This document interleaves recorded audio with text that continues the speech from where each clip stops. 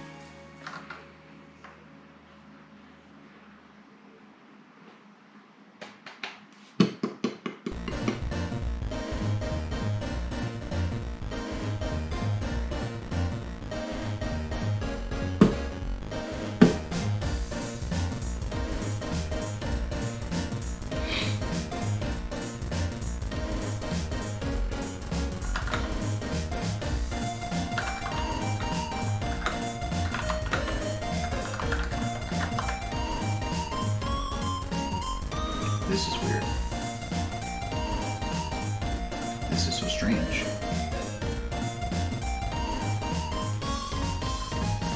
Really? So you can hear me right now?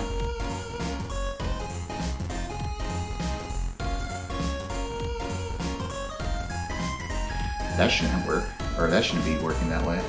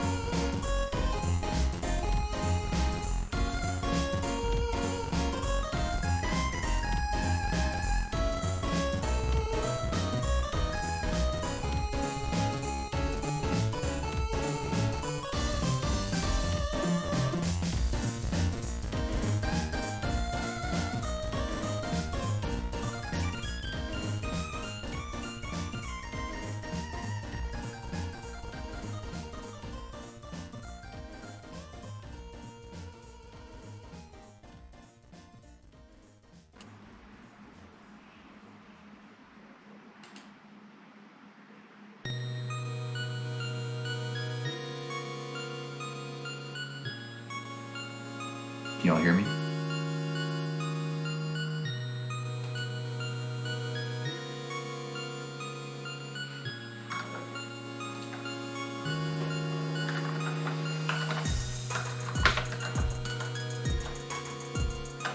That's not good.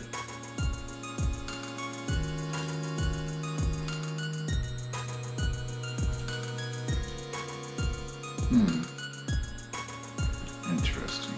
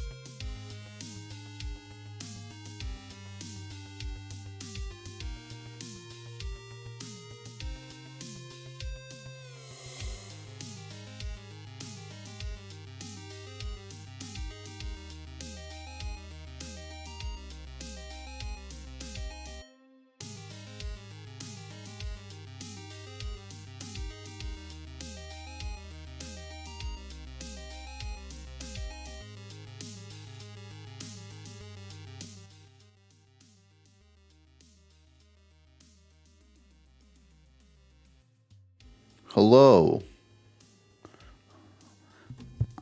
How's it going?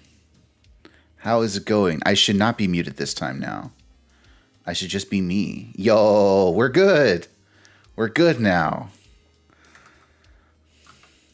We are actually good. What's going on, gang? Gang, how's everything going? Did I trim? Yes, I did. I did indeed trim the beard.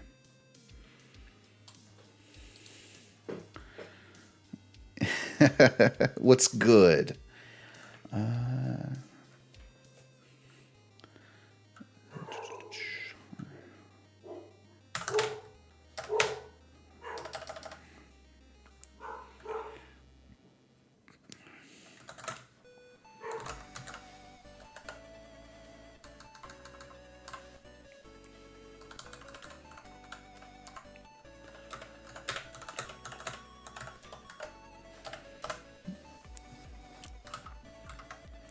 Gang, we are gonna be doing a good, cool thing. Oh, all right. We are gonna be doing a little video call. We're gonna go over here real quick.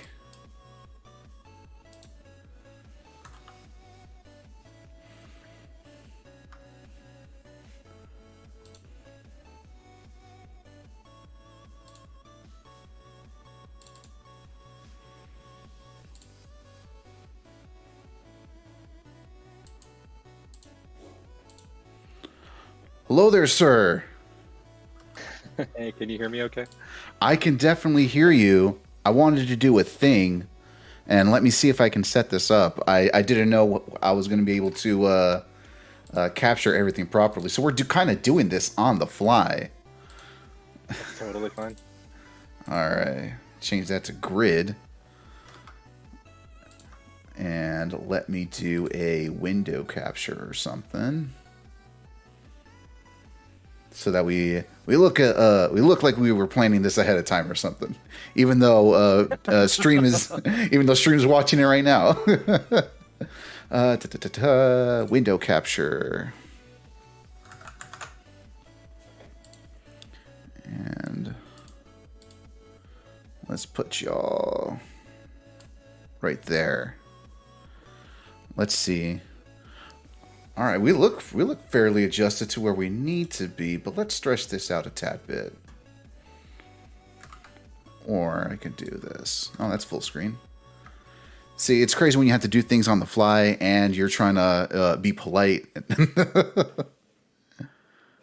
If you need any sort of like troubleshooting, just let me know and I can I can help out.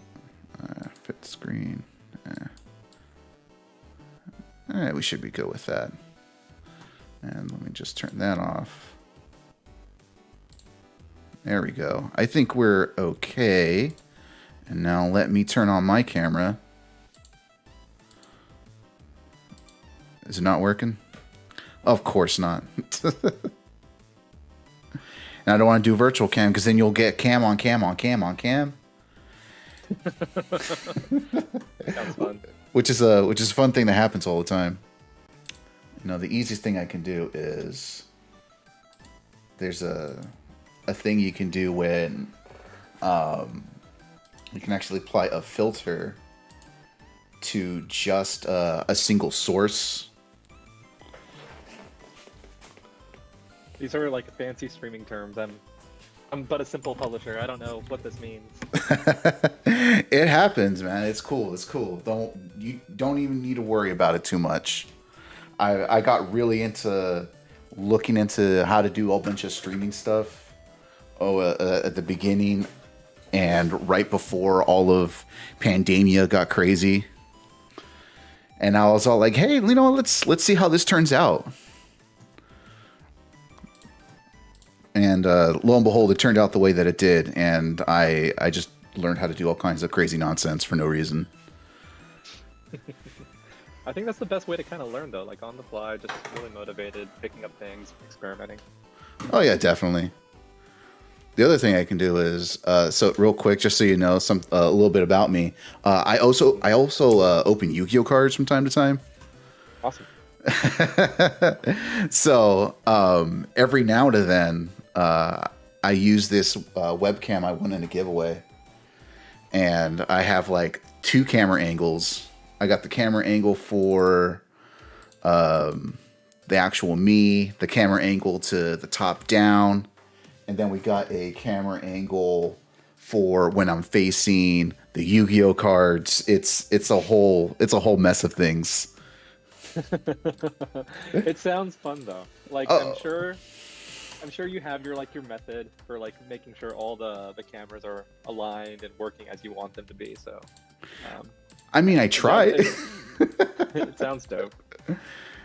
Yeah, so it's one of those things where like I figure things out as I try, and if I don't, I figure some other way to do it. Yeah. A little bit about me. I don't know if we're actually. I mean, I think we're live already on YouTube. I don't know if you want to just kind of start popping into talking or how you want to do this. We are indeed live on YouTube.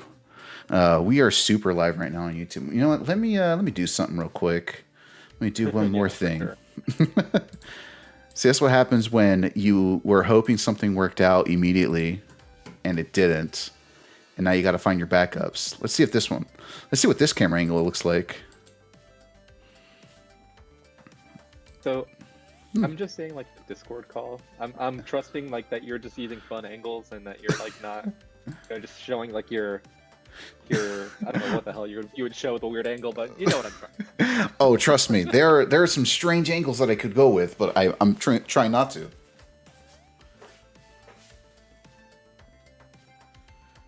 Yeah, you gotta the angle that you're currently viewing me at or from or whatever is this is my living room. Behind me is like our TV, and it's also kind of doubled as my work desk. So we're still on the call. Yeah, we still are. Okay. See, I have a slightly fancy setup. I'm using a GoPro on a capture card, and right now that capture card is failing me. So unfortunately, I don't think I'm going to be able to be seen. What I can do is, let me turn that off. And let's see if we can do OBS virtual cam. Nah, that's not going to work out. Oh god, nah. You know what? I think unfortunately I'm not going to be able to be seen on camera. So you're going to get a tiny little pixel version of me looking in between, peering into This is your show, dog. This is your show. I mean, it is for now until everyone else decides that they can do better. Or I can do this other thing. Hold up. No, I can't do that. I forgot. My webcam's messing up. Well, that's the end of that one. That's the end of that saga. We're just gonna truck along. With whatever we got. Real quick, man. I want to say thank you. Thank you for taking the time and doing all of this. And I literally went into the DMs after we had like a crazy exchange talking about some stuff on Twitter.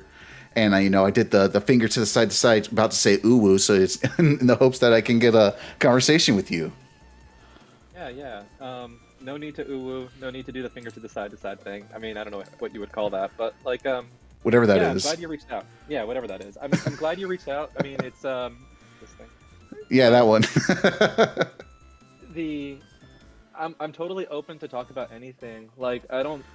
Like yeah, if you wanna just talk about Smash, if you wanna talk about life, if you wanna talk about your favorite meal today, I'm open.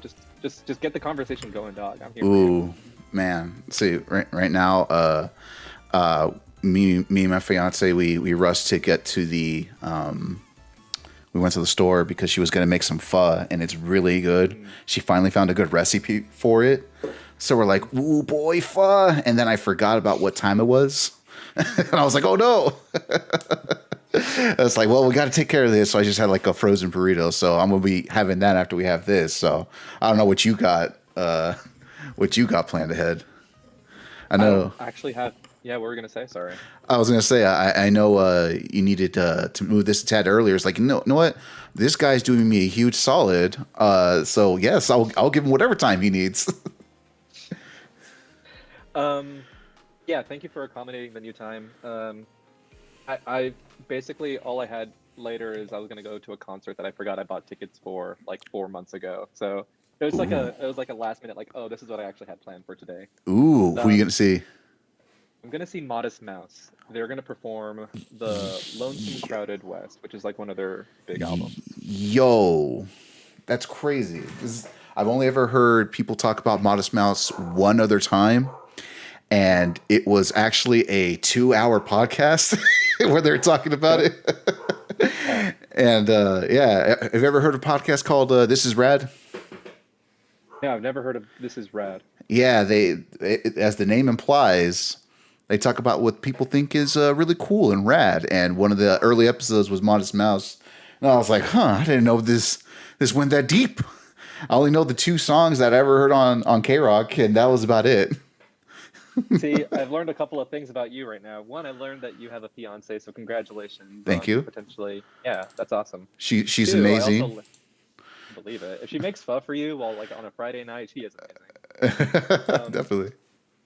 the other thing I learned about you is that you dropped K Rock there, so that means you're a SoCal native, right? That is indeed true. Born and raised in SoCal. What about you, sir? Are you actually from SoCal native, or where are you from? Because I think I saw some references that might conclude that you are in California at least. Yeah, so earlier today I tweeted out like for everyone that's going to main stage being like this big tournament out in Ontario, California. I tweeted out like, hey, I can't make it to main stage, but if you're willing to make 2 hours, a 2 hour drive down south, I'll get you a burrito in San Diego, born and raised San Ooh. Diego. Oh, San Diego. All right. Like, all right. I'm gonna ask this. That's And I've only ever heard about one other person really talk about San Diego, and again, it's from that podcast. When Legoland was first being built, apparently the city was all like, no, no Legoland, because then we're going to get Disney ruffians here. And it sounded like it was more racism than anything, because they said Disney gangs and they associated with actual gangs. so some fun facts about Disneyland. Like low key, there are huge subcultures built around Disneyland. Like Oh, it yeah. was only in the last few years that I learned about Disney bounding, which is where people actually dress up like Disney characters, but not entirely like them, because they can't wear costumes Oh, yeah. on at the park. So like if they wanted to dress up like Donald Duck, they'll have like a blue hat, maybe a blue shirt, kind of like a navy theme, and Pretty then they're like, close. oh, I'm Disney bounding as Donald Duck, and I don't know about the ruffians at Legoland when they was first opening and stuff, but like there are some really like tight knit Disney community like sub communities out there that are like they really care. And if Oh, yeah. I would want those people though, like you want the people that care about your product or your IP to show up, Oh, yeah. Certainly. Um, Certainly.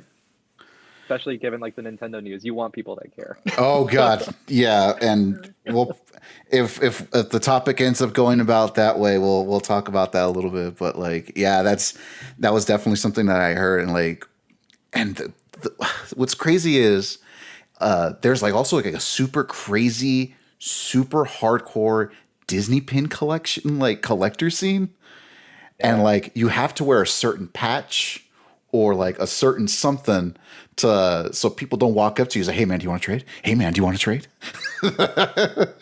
Some people sound like some crackheads or something with with how bad they want to trade for folks. So I was like, "Wow, that's something I didn't know about."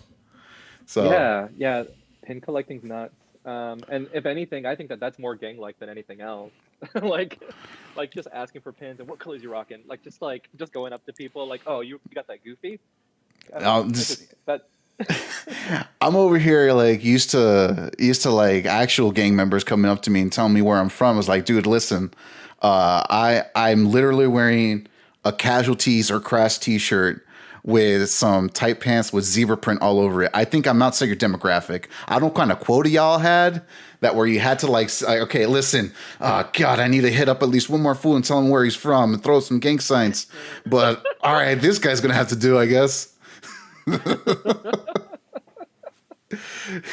And that's something that you don't really get. Like, this is kind of going back to You know what? Actually, let's introduce ourselves first because I think we're going right into the conversation. And it's really smooth and easy to talk to you, which I appreciate. So thank you for that. Same, But same. Really, actually, that that was something I kind of intentionally did not ask about in our just like real quick online interactions. But hey everybody, anybody who's watching. I don't know how many people are actually watching, but hi, everyone who's here from me knows me. I'm Straight Edge, or you can call me Jesse, whatever you want.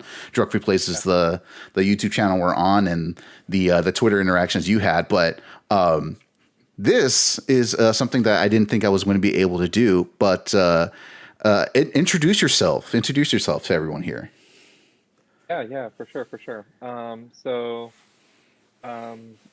my my name is Marco. My tag is Oats. I'm from the Smash community. I'm specifically like, well, not specifically. I play all the Smash games. I've been playing Smash since like 2004, like in tournaments. So I've been actually playing for a while. And the I think the way that you connected with me, or like the way that you kind of reached out to me, was through our Twitter account, which is Major Zine. Yep, yep, Major yep. started off Major started off as kind of like this grassroots like zine that we printed out for quarterly on a quarterly basis for like for major tournaments in the Smash community. So if you had like any, we would basically just ask people to contribute or submit art, writing, poetry, photography, anything. We put this in the zine, we publish it, and then we pass out copies for free at like events. We're coming up on our fifth anniversary, and we've been doing this for a while, but like for the most part, started off with a couple of guys. Now it's just me and just collecting contributors. And I want to say this too, like I know you sent me the link in when we were sending some DMs back and forth, and I was Yep. looking through some of them, and like the most recent, I think was I looked at the most recent four of them, and there's some great collections of like artwork, writing pieces. It's just like really great like stories in there as well. The one thing I thought was probably the thing that stood out to me was that one guy who looks like they pretty much did a shit post and did like the most like graphic design is my passion collage of pictures. And that was probably legitimately my favorite one. And and I want to say that was, I think that was 2 issues ago. It was 2 issues ago. I can't remember the title of it. But when I saw that, I was like, of all this amazing artwork I see and deep like personal stories that I see in there, it's like this dude decided I'm gonna make the shittiest looking collage, and it looks so great. It's a great juxtaposition because to me, like that encapsulates so many different things about community in general. Smash community, and I was really big in the punk scene back in the day. So like music communities, there's folks who put in the hard work, and some people they have just like the best sense of humor, so they'll do stuff like that, and that's how like you're really part of a very community based thing, whatever it is that you're doing. So when I saw that again, it was the funniest thing, and it stood out to me the most. And there was an article where they were talking about the reestablishment of NorCal melee scene. There was there was one where it was someone who was talking about her experiences being in the Smash scene as a woman. And, she was like, well, yeah, I'm a woman. I play Peach. I know, whatever. But, this is what I want to do. I want to be. And you have like such a great collection of perspectives and stories. And that's really cool, like to see. Again, I just can't stop thinking about the graphic design is my passion guy who posted something. I love it. It's great. It's great. Yeah, thank you. No, I mean it's really nice to hear someone specifically from the punk scene, because I feel like zines in particular, they come from like they have a really rich underground origin story. Oh Like yeah. underground in the sense that it doesn't really come from like big publishers. It comes from people that just want to like, write something, put together something, advertise something, maybe either like a show or like a venue or just whatever kind of bullshit they're putting together, and then they just kind of pass them out to their friends, and they're like, it's all word of mouth. That was like the big inspiration behind like Major was Hmm. how can we bring that like that DIY ethos to Smash and really kind of tell the story of like the individual and how they represent or how they view their community versus like the big stories that you get like either through Twitch or through commentary or just like the big name players. I mean, those are nice. Those are valuable too. Definitely. It's all about the little person and the person that drives, an hour, 2 hour, 3 hours to go to their local to hang out with their friends. Like and they're probably going to have more memories and more stories that they'll be able to speak to and share with their friends, versus just like talking about like mangoes, your H boxes, your MK Leos, etc. Yeah, yeah. Like in I'm not sure how old you are, but I'm in my 30s now. Oh So shit! Look at you. Me too. or if you saw 13 going on 30, 30 flirty and thriving. 30 flirty and thriving. I'm gonna tell your wife you said 30 flirty. I would hate for her to find out that you're just like out there rocking it. No, she knows the reference, so I'm allowed to say it. I would have never seen that movie had it not been for her, so I'm gonna put that on her that I know that one. But so for me, like I got into Smash in general real late. I guess really by comparison for a lot of folks. It's weird because I first got into Smash really through my younger brother who told me about the Smash doc. So when I first saw it, I was probably about 2 or 3 years after the doc had finished up. Then I kind of like laid low about it, and then Ultimate was announced sometime afterwards, and I was like, you know what? Let me do a deep dive of everything, and it was a new experience. It felt like to me when I got like when a buddy of mine gave me my first album from like whatever punk band, and then I started doing the deep dive. And me, I have a very obsessive personality.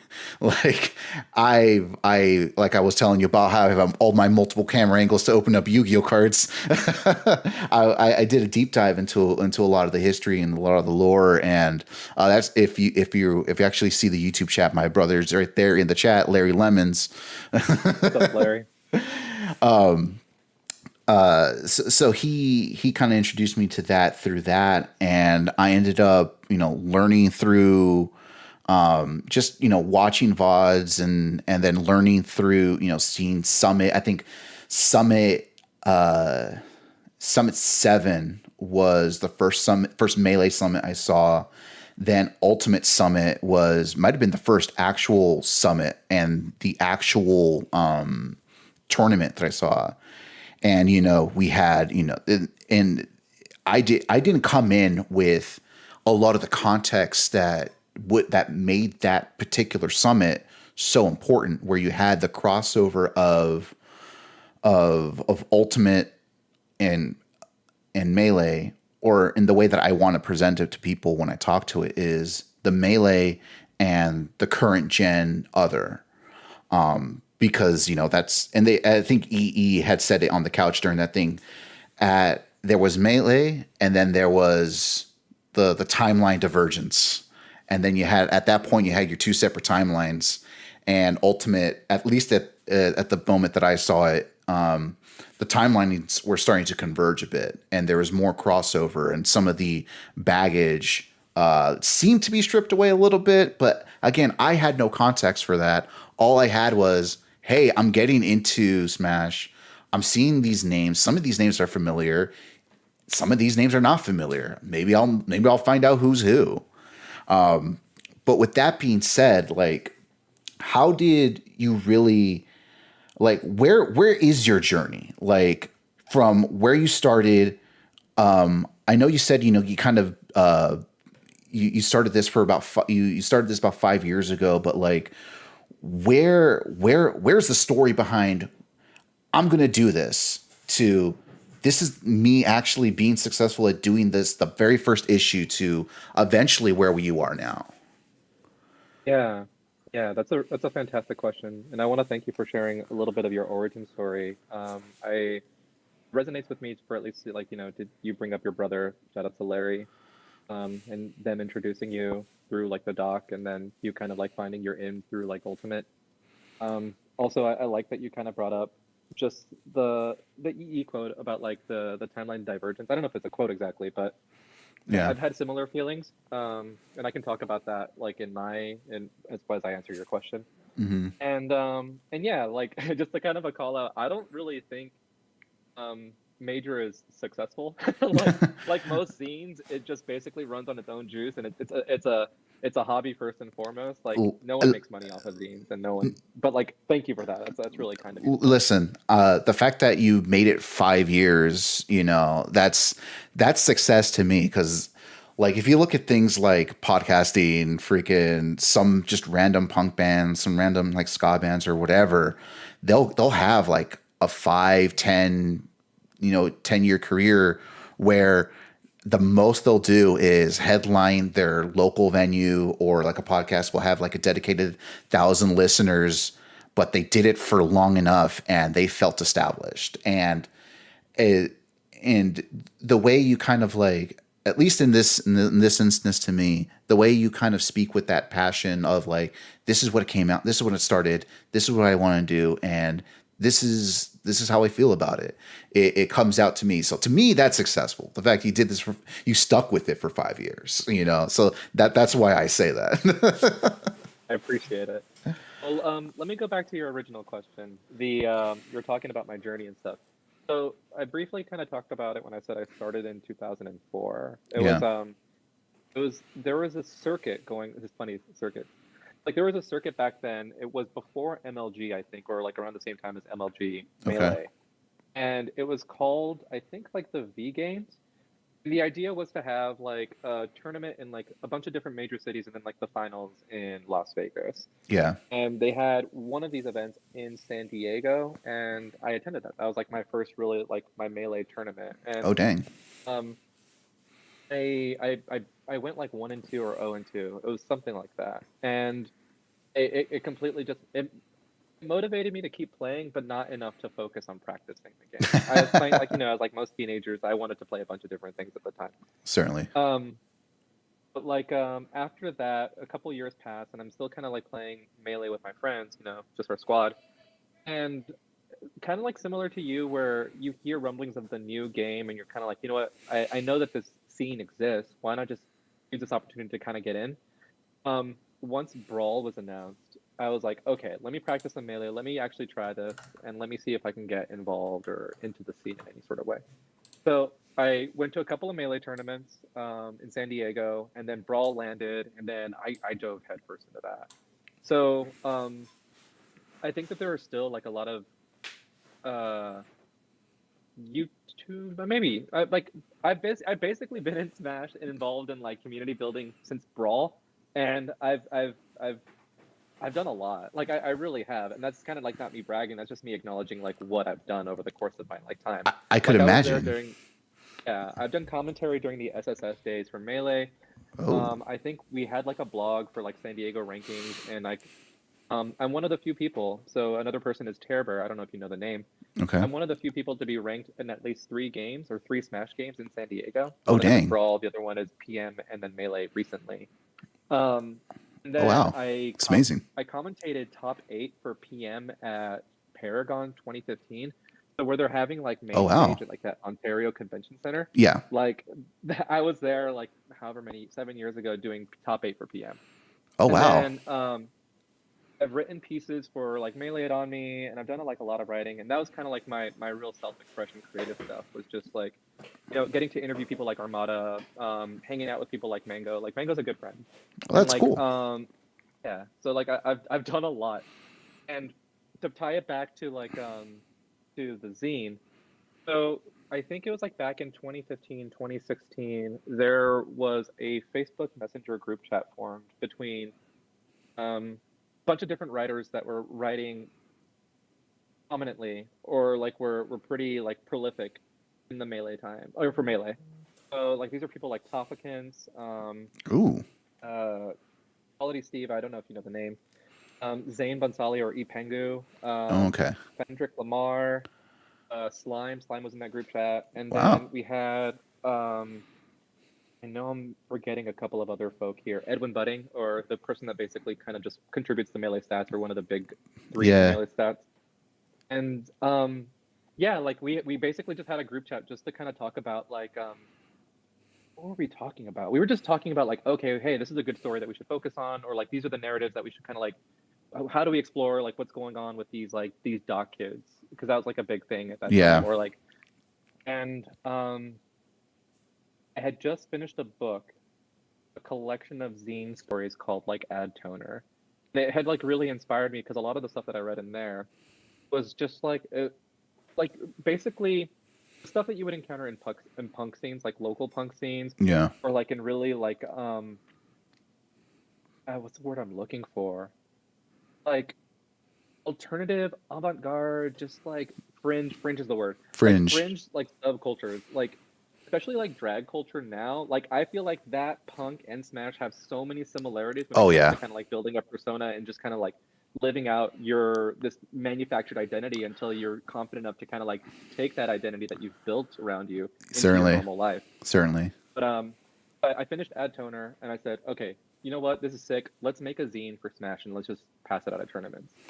So a couple of the guys that were in the group said, sure, why not? Let's do it. And then basically just me and Zane and graphic designer that we found just through like a Twitter or a tweet, and they're Kasha or Corey, and like the first 4 issues were made with just us 3 like collecting contributions and Yeah. submissions. That's basically it. Wow. That when you said like you've been around and you've contributed a lot, like everything that I'm sure there's a whole lot more that like I could like dig into and try to ask about, but my brain is just kind of like just absorbing everything you just said, and like, wow, you are very interconnected, very intermingled with a lot of some of like the just varied portions of the scene, you know, going back, and it's really interesting to like hear someone who's kind of like seen almost day one the core community. Thank you, chat. The core community being part of that, and it's crazy to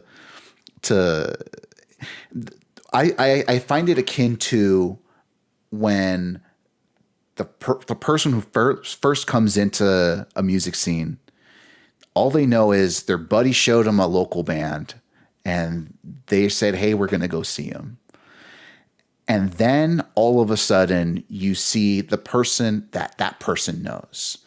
And then you see that they know so many more people. And it's just like this giant explosion of like knowledge and people that you've never met before, never talked to. Some you'll never talk to. Some you only know in like some kind of weird mythical way.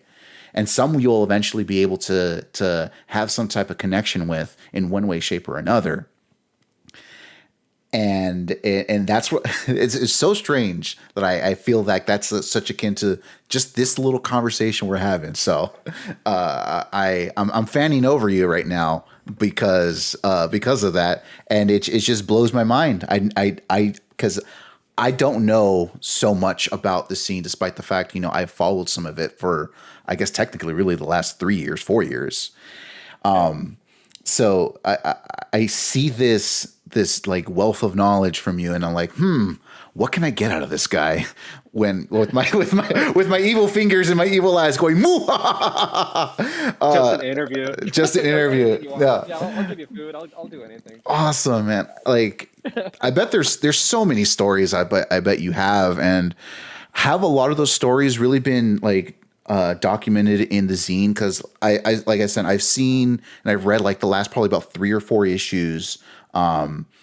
And some of the stories of, like I said, the reconstruction of NorCal, some of the San Diego stuff that you mentioned, some of that is in there. So like, kind of really to ask about the zine a bit and your personal experiences, like how much of you is documented there versus like some of the stuff that like it's Well, it's mostly contribute. It's mostly people contributing. Like, what's that? What do you feel is like that real makeup of the zine to have like some of those stories being told?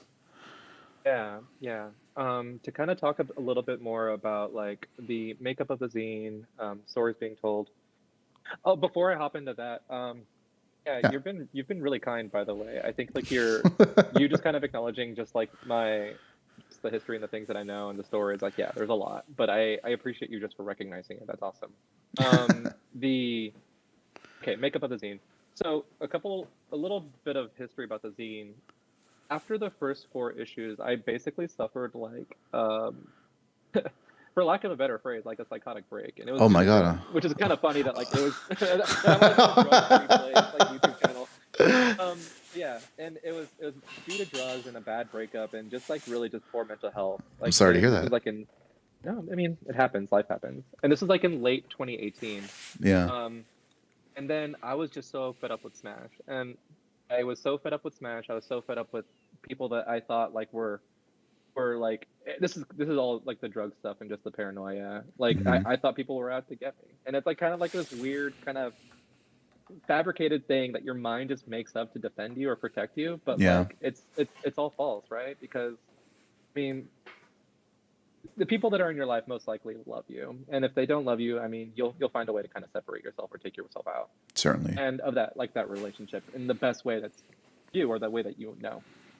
Um, but after those first four issues, one was supposed to drop at Big House in 2018. I just said, you know what, I'm taking a break, and Hmm. I left the community in at the larger level, like at the regional and up level. I left it for about 3 years. So when I came back and I said I wanted to make like something for the pandemic, that was Hmm. our fifth issue, and it's going to be an online only issue. And I said, you know what, we can't go to a major because it's like the pandemic's happening. It's like, um, shout out to, I'm actually watching the chat too. So yeah, let's talk about Larry. The, the, what was I gonna say? Yeah, and so he said, okay, let's make an online only issue of the zine. I'll help with writing it, and I'll help with like getting contributions again. It'll be something to kind of tie us together while we're just like sitting at home. Hmm. And after that, the I got the bug again. I got the bug to kind of like write content, and I think a big part of why I just kept doing issues after that was because I felt like I had left something at the table. Like I felt like I didn't complete my mission with the zine like that first time around back in 2018. Like I felt like it was just stuff that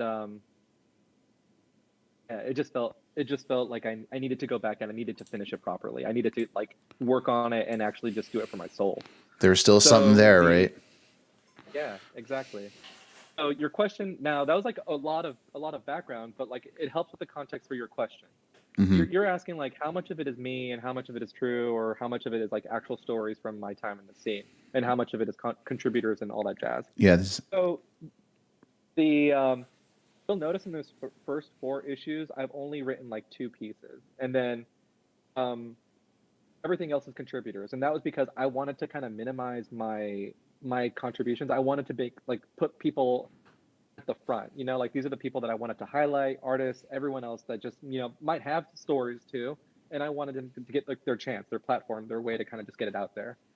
Um, but after issue 5, after I kind of realized like, you know what, I have this fire. I if this thing is gonna launch off, or if this thing is going to be like satisfying for me to kind of contribute to, I need to put together content myself, and I can't get contributors because I've been gone away from the scene for so long. I'm starting at square one. Like none of my hmm. connections, none of my networks are as strong as they once were. I need to do something.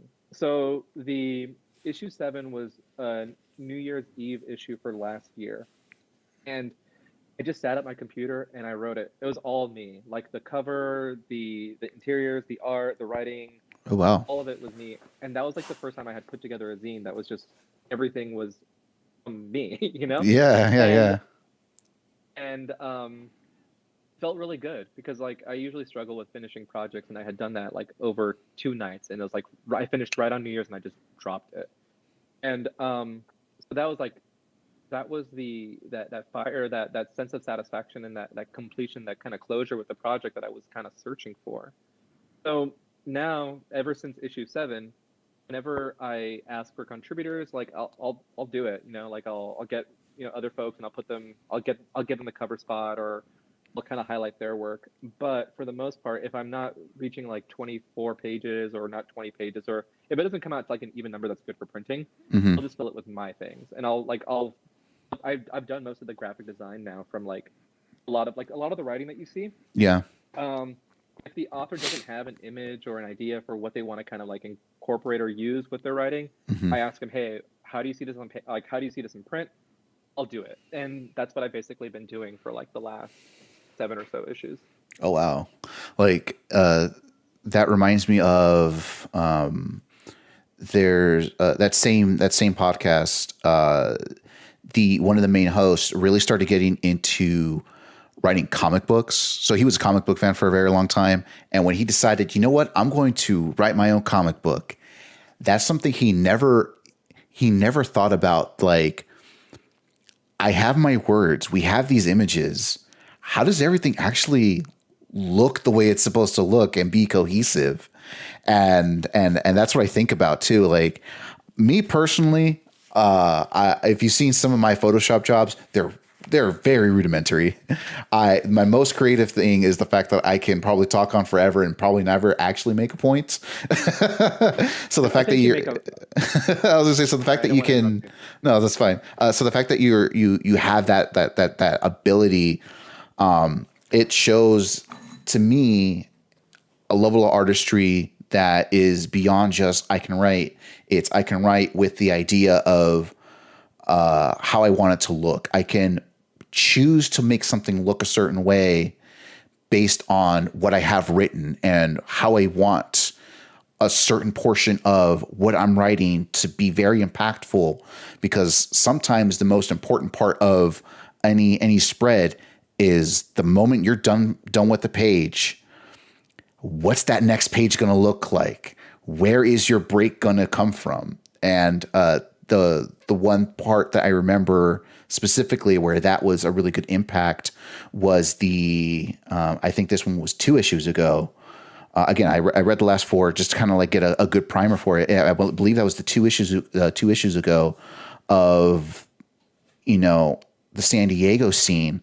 It starts off large and it just crawls down to the little bottom, just like a little triangular pattern, and then you open it up and it's bust wide open to tell the end of the story. And like those are those kinds of details and design, like it pushes to me, and and hopefully everyone that sees that, there's a certain level of artistry that you want to tell and show and tell when you tell these important stories, especially for the kinds of folks that, if they're willing to like, yo, I'm going to read this zine. And there's that very least base understanding of like, this person must have the same kind of passions I have. You're probably executing a lot better than some folks can try if they're just like, let me put a pen and paper together. Let me do a stick figure. I think that's the best I can do. But yeah, that's really cool to see that like you do have a creative mind when it comes to that, and it's intertwined with a passion. I'm doing these kinds of things because I feel like I didn't really have that opportunity growing up, because I started working at a certain point and life gets in the way of life, and sometimes you don't know who your identity is.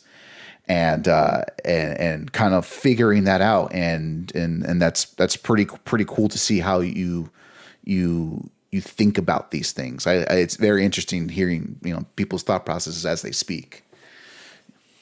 Yeah, and I wanted to call out that like you mentioned like rambling without a point, but I feel I can hear the gears churning. Like every single idea, every single example that you kind of bring up, it's tying back to something concrete, and it's like it reaches kind of like an impactful like last sentence that I feel like lands just on my ears, on my heart, and I hear it. I'm like, okay, this person has a point, and they're just trying to communicate like, hey, the way that I received those last few words from you, or like those last like that last bit, is like you're reassuring me and you're telling me, hey, you're an artist, like, and I think that like I communicate. So this is kind of like a funny story. One of the artists that contributed to the zine, her name is Guppies, and she's a fantastic artist. A lot of her Mm-hmm. stuff is kind of like psychedelic, really cute, and kind of just like edges onto the surreal with like a little bit of like a cartoon like aesthetic. Love And that kind of stuff. yeah, no, it's great. You should totally check out their stuff. She started doing tattoos, and I said, you know what would be really cool if I got this tattoo here. I don't know if you can see it. This tattoo here, and like get it like by one of the zine people, you know. And I have another zine tattoo artist on my leg, Mm-hmm. tattoo on my leg. The so Guppies did this one, and we were talking for a bit, and I think she asked if like, hey, she asked something about art, and then she called me an artist, and I was telling her like, no, like I'm really not an artist. I just kind of like I collect other people's art and I put it together, and that's what I just redistribute it. And she reassured me, and she told like, you know, what you're doing, it may not be like rendering. No, you may not be rendering like the Mona Lisa or like, you know, like Picasso or that type of shit, but you're still Mm-hmm. making art, Yeah. and you are an artist because you have an eye, like you have an aesthetic eye for like putting things together.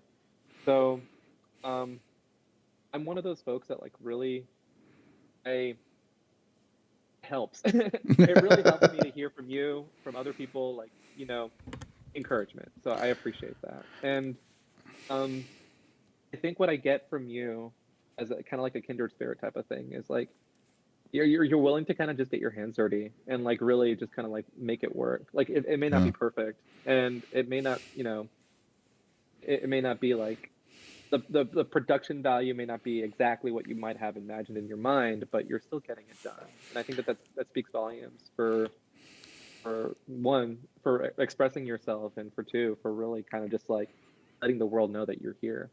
So yeah, thank you for that. I mean, if it wasn't evident the fact that like, man, I can't get my camera to work. I guess we're doing it live. Like I I always ask, or I always talk when I talk to people, especially when I first meet them. I bring up I bring up a couple like key things in my life from when I was younger, because to me some of those younger experiences really do help shape and mold who you are today. And I'm pretty sure it's really evident that that was probably the case for you. I mean, if it wasn't really for some of those young experiences, you probably wouldn't have put through, you know, this, again, I want to say it, this art that you put out there. You wouldn't have done that. You know, certain experiences shape a lot of different kinds of personality traits on how you are right now. And for me, I try to make sure I tell people, hey man, I'm super new to this stuff. You know, I followed these things. Like my first IRL tournament was, I want to say 2 months ago. It was in SoCal. It was in SoCal. They flew out Icy Mist, the folks at Dreamcatcher Gaming. They flew out the Samus player, Ultimate Samus player, Icy Mist. And I'm like, you know what? If I'm going to go to my very first IRL tournament, it might as well be somewhere where I can see someone who I'm probably never really going to ever see ever in my life, unless I go to like a major tournament, which, with the way how life is, you know, you have to prioritize certain things sometimes. And unfortunately, I can't really go to tournaments the way I want to. But when I see and talk to some folks, like, yes, everyone's there for the one shared experience of, you know, enjoying Smash, going to do a Smash thing. But like, the thing that I connected with most was all those experiences outside of it. And I guess the real point that I wanted to make is, while this is just like that entry level for creating conversation with folks, there's so many so many ideas, so many experiences, so many shared ideas, experiences that you probably didn't know that they had you not had this one little common thread as a baseline. So with that in mind, like, what kind of like experiences that have you had that kind of shaped you to where you feel like you eventually made yourself the person you are now? I know you touched on, you know, a couple years ago that your unfortunate circumstance, but like, what's kind of like your just overall story, not just like your Smash story, like who is the the person I'm speaking to on this camera, aside from the tag? Who's the Marcos of this? Like, who is that person besides that? Because that's something I struggle to think about sometimes. I had a personality in high school because I was the only drug free guy that most people knew, and that's like 80% of my personality now. Who are you behind the tag? And do you feel like you have that answer? No. I don't have the person behind the tag is like the person you see before you, right? Like because like the people that we have, sorry, a couple of things that I wanted to acknowledge. I actually saw, I think you did like a video for I think you did a video, right, when you interviewed Icy Miss, because I was kind of like just Yes. digging through your YouTube channel and I was like looking at your content. Like I like to research and find out who I'm about to talk to before I go on, just so I can be prepared and reference back to it. Yeah. So yeah, those were cool videos. I saw the Zenu one. Um, the the first tournament 2 months ago, that's awesome. I'm glad it was a good experience. I'm also glad that you kind of acknowledged that like Smash is a shared experience. Like it's just it's a social lubricant. Like Yeah, that's it's kind of all like it the way is. that I Yeah. see it. It's all it is. It's just a way for you to get like the really built super Chad jock in the room with like the probably like the shut in introvert that probably never leaves their house only just to play Smash. And then Yeah. they at a tournament they can actually have a conversation and talk about what their favorite characters are, or just get to know a little bit more about each other. Yeah. Um, so yeah, that's pretty cool because not a lot of people acknowledge that, but they do, and it's but not in like a comprehensive like soul searching type of way, which is Yeah. cool. The person, the Marco, the Oats, the person behind Major Zine, the person behind Oats, the person behind Marco. Um, I don't know. Like I really don't know. The what you're seeing is just like the end result of just like 3 decades of just like habits built on habits built on habits built on like experiences where that taught me, oh, that habit's bad, learn something new. To kind of to bring it back to Smash, because when I think about philosophy and I think about just our origin stories, I like talking about it in like Smash terms. Mm-hmm. The and this is kind of like the my modus operandi when it comes to like how I write these things or the type of content that I used to write back in the Brawl days. Mm-hmm. Like okay, like when you pick your main, a lot of folks what they do is they have a well, actually there's a couple of different like strategies for picking your main. One of them is like you want to win, so you're going to pick the best character. Cool. Some other folks pick a character because they said, you know what, I really like Mario, so I'm gonna be Mario. I'm gonna be Mario, dude. And some other folks, they intentionally go for like really difficult characters, low tiers, and they build their whole identity around like, you know what, this person sucks, but I'm gonna do my best with this character so that I can like, carve out a niche for myself. Mm-hmm. And this is how I'm going to get just like this is how I exist and this is how I'm going to present myself to others.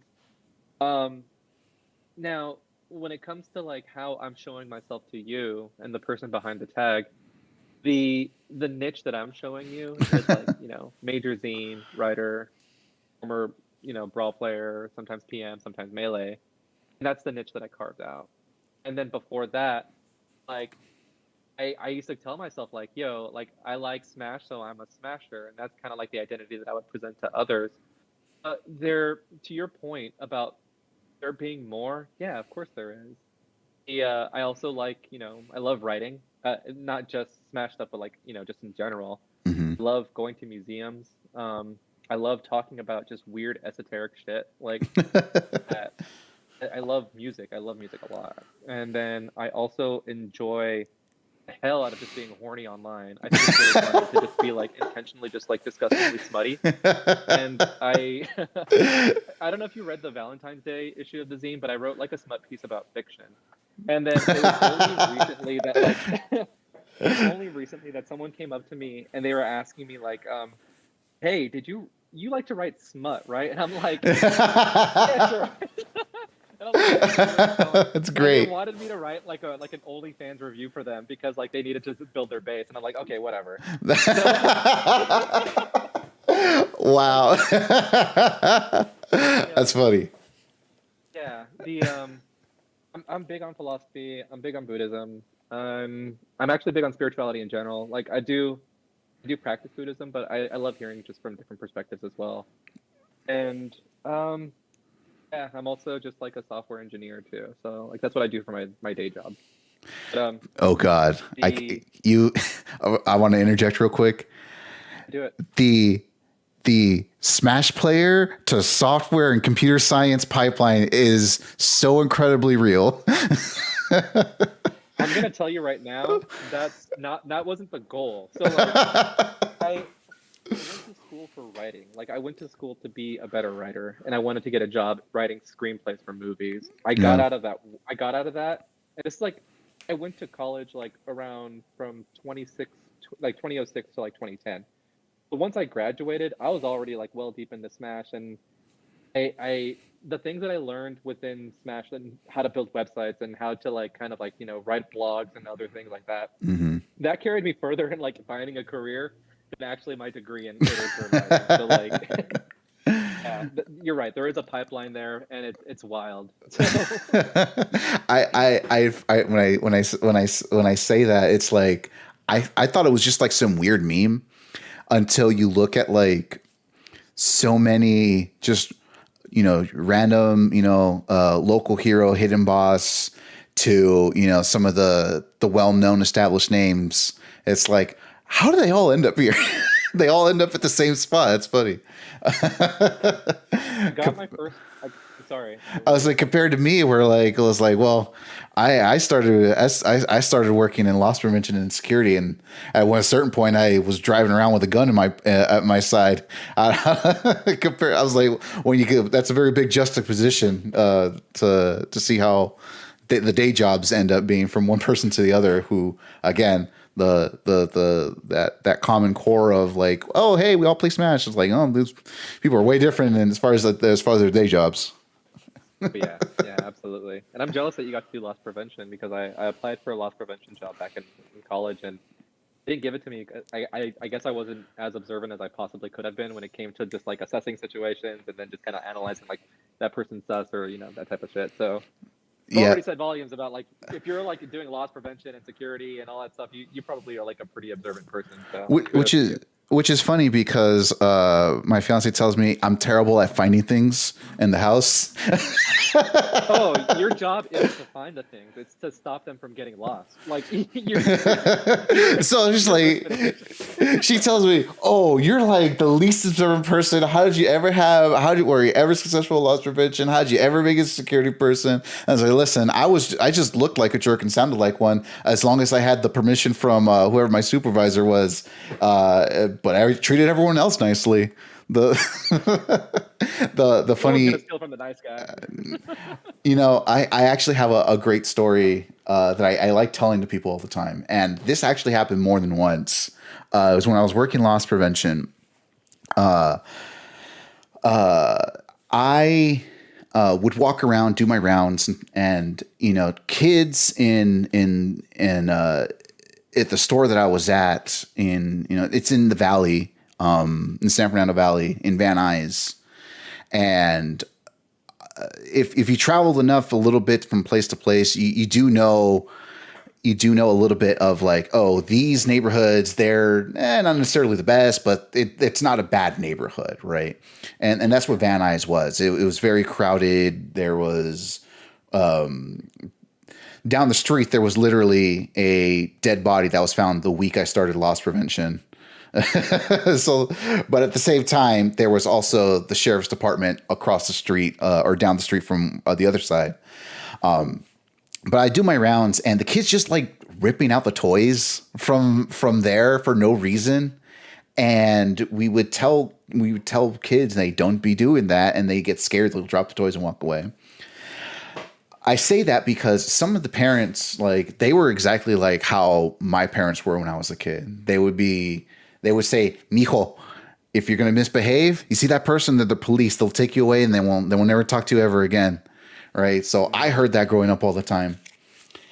And I'll do my rounds. I hear parents say the same thing. "Mira, this is de ese lado, that guy, that's a police. Te va a llevar si no te comportes." I'm like, all right. You know what? Let me lean into this a little bit. So one time, a kid's throwing kids around. The mom points me out. I'm right there. I'm literally right there. I'm probably about arm's reach away from her hand. And she goes, Mira, llévatelo. I don't want him anymore. Llévatelo. I don't like him. He's misbehaving. So I grabs like, okay, mijo, come on. I grab him by the hand. Mom starts laughing. And I was like, come on, mijo. You're misbehaving. I'm taking you away. And he's so confused. He's worried. He looks back at the mom. The mom goes, bye, mijo. You're misbehaving. I don't want you anymore. So I start tugging at him a little bit. We start walking away, and then he starts crying. The moment the tears happen, the tears are being shed, the mom laughs even harder. At a certain point, once the kid collapses, like, all right, mijo, you're gonna be good. He goes, and he's crying. He can barely breathe. Going, oh, yeah, I will be. Then I take him back, and she says, "Thank you." I walk away, and it's like, all right, take care. Oh my god! You know that makes me laugh, but it also kind of frustrates the fuck out of me because like that was me. Like when my mom would do the same thing, she would just get like these. I don't know what it is about Latino or Latina moms or like that would just kind of like threaten all the time. They would always say like, yeah, keep doing your thing, and then just El Chamuco will take you away, or you'll just get like you'll get jumped by like the neighborhood boogeyman or something. Te calmas o te calmo, that old adage. And I'm like, yeah, no. I ended up causing a bunch of trauma, and right now that person is probably protesting police violence somewhere now. And so I would like to think, dog. There you go. So I think I pushed that kid in the right direction by traumatizing. Maybe. At that point, that kid's probably like 16, 17 years old now. So he's probably out there protesting police violence. At least that's what I hope he's doing. Hopefully not from a place of trauma, but hopefully from a place of just like righteous action. But yeah, dude, like I have that. The things that my mom said to me in order to educate me, quote unquote. I know. Yeah. That's funny. It's good stuff. Jesse, yes. I want to keep talking to you. I really do. I don't know if you want to do like a follow-up interview or anything, but like yes. we can get going. Oh, okay. So I had an idea. Sure. Let me know if you like this idea, right? Hit me. Let's do 10 rapid fire questions. They can be like single word answers, single sentence answers, and then you just hit me with them, and I'll probably respond with a couple of questions for you. And let's end it like that if you don't mind. You know what? I like that. I like that. You know what? Let me I'm going to grab some of the ones that I have that I tell people all the time. From the interviews that I did. So if you've seen some of them, this will definitely be very familiar. Let me just pull them up super quick. I know you have probably really hard out at this moment. I can't seem to find it. Whatever. You know what? Let me think of like 10 really good questions, and I think they're going to be pretty. I think they're going to be pretty easy. All right. Favorite band growing up? Linkin Park. Ooh, okay. Side question. Favorite album? From them, yeah, probably Reanimation. Okay, all right. Favorite local food spot that most people only kind of know about? Only kind of know about. So there's this place called Carnitas Snack Shack. The best carnitas in San Diego, possibly in all of Southern California, and I've been to a lot of different places. I would recommend that. Okay. Okay. Do buttons matter? Do buttons matter on your controller? Do buttons matter on your controller? Yes. How else am I going to say moving the motherboard, dog? They matter. All right. Who was the first person you beat in tournament that you can remember that said, "Fuck, that was the hardest thing I've ever done in my entire life"? That they said. No, that you thought, "Man, that was the hardest thing in my entire life." I can't remember that, but I'm kind of a local bully to like younger melee dudes in San Diego. Whenever like they actually beat me, I looked them like dead in the eye and I said, I hope that was the hardest set you played today. I tell them that. I love that. I love that. That's actually really good. That's actually really good. Do you have a favorite car? No. Another car guy. How about you? Are you a car guy? I'm a casual car person. I know a You thing like or a Hot two. Wheel? Like, No, listen. I can tell you that the 1964 Ford Falcon was the base for the 1964 Ford Ranchero, and most people think that was the copy off the El Camino, but in actuality, the El Camino was only put into place by Chevy in 1956 as a direct competition to the Ranchero. Which, if you know your car history, the first El Caminos only ran for 2 years. you know what? Someone definitely attends their local lowrider like meetup, dude. Someone had with them to their local lowrider meetup. All right. Favorite drink? My favorite drink right now, I don't really have one, so I'll just say like anything from Athletic. They do really good like non-alcoholic beers. So Ooh, okay. Let's see. I have two more dumb questions I can think of. Your favorite quote unquote nerd thing outside of Smash Brothers? nerd thing. It's probably Marvel. Like I'm a big MCU dude. Like, Nice. yeah, I would just say Spider-Man or Marvel. All right. Okay. Yeah, I'm gonna end it on a really good Smash thing. Are box controllers cheating? No. Really not. But I mean, I want to have that box controller discussion with you. That was like really interesting. The one that we were kind of looking at or talking about. Certainly, and maybe we'll talk about on the follow up. All right, what are your 10 rapid fire questions you have for me? Go. All right. Favorite meal this week? Ooh, this week I haven't had it yet. It's gonna be that pho. Okay. Favorite pho topping? Ooh, you know what? From the pho place that me and my fiance like going to, it's probably just having the noodles with the rare steak and meatball. That's really about it. Nice. Favorite top level smasher? All right, I'm a cheat because probably my favorite top level ultimate is Spargo, and my favorite top melee. Ooh, it's probably. I don't know if this is like a lame or default answer, but I think it's AMSA. That's a good claim at all. That's awesome. The okay, so favorite Smash character. I'm gonna cheat again and say Ultimate and Melee, but I'm gonna go Min for Ultimate, and despite the fact I play Puff in Melee, I think I'm gonna say Falco. Favorite band? Probably one of my favorite bands of all time. It was this local band out of East LA called Mata Mosca.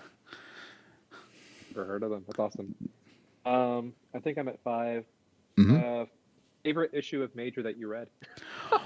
Honestly, I want to say, and again, I want to say this was 3 issues ago, the one with such amazing art piece and that one shit post picture with the compilation.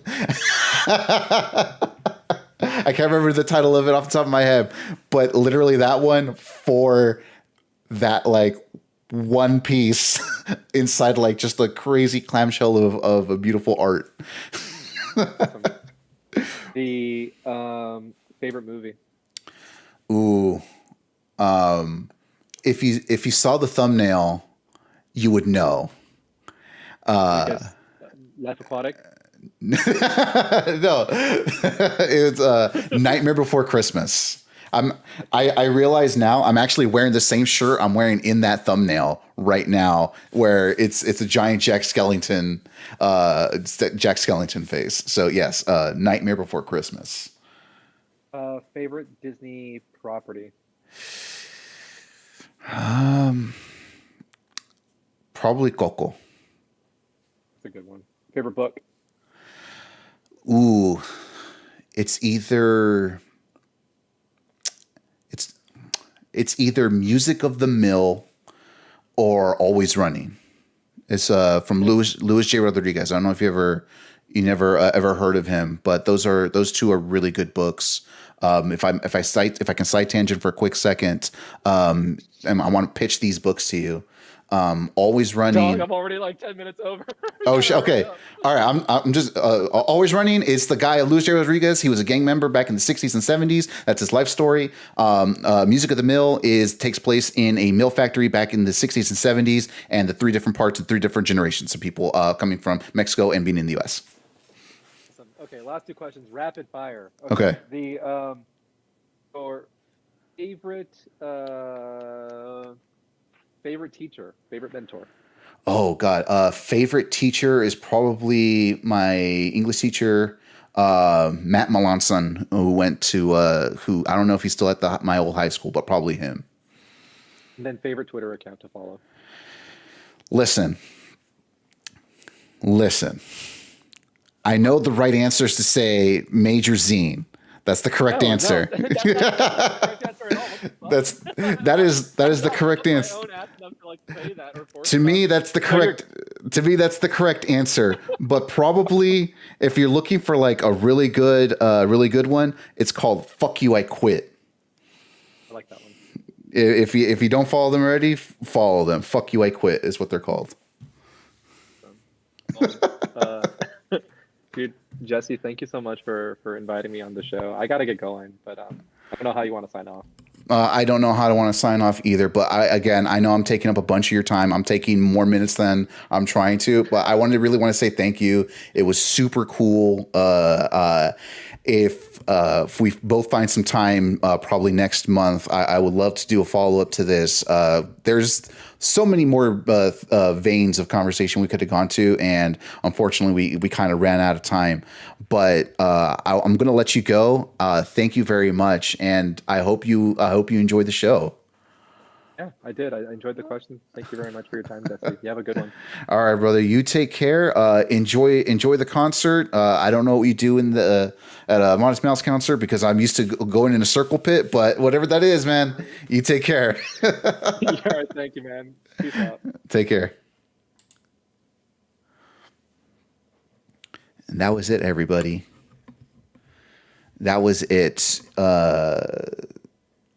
What can I put on here? I'm just gonna go to a blank chatting screen. Everybody who's here, thank you for being a part of this. Thank you for seeing and listening and good. Oh, thank you. Thank you.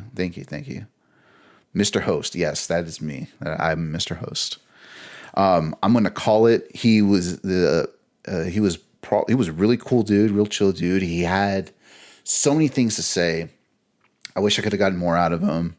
I wish we had more time to be able to get everything going. My hope is that I can follow up with him at another time. I do want to say thank you for being a part of this. Thank you for seeing this. I'm calling it for the day. Calling the stream. Thank you for being here. You'll see the YouTube videos later on. I'll try to cut something together for just the normal contents that everyone sees. So with that, I would like to sign off. Thank you for hanging around.